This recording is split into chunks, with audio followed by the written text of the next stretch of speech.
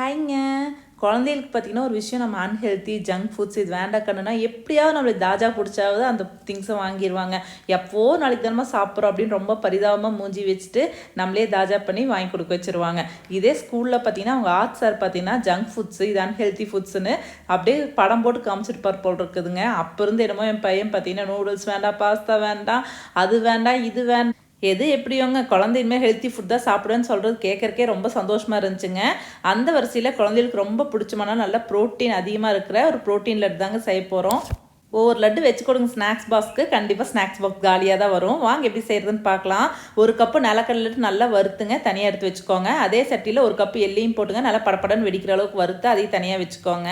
2 ஆறின பிறகு தனித்தனியாக மிக்சியில் ரிப்பரில் போட்டு விட்டு விட்டு அரைச்சி எடுத்துக்கோங்க. இனிப்புக்கு வெல்லமோ நாட்டு சர்க்கரையோ சேர்த்து அரைச்சிக்கோங்க.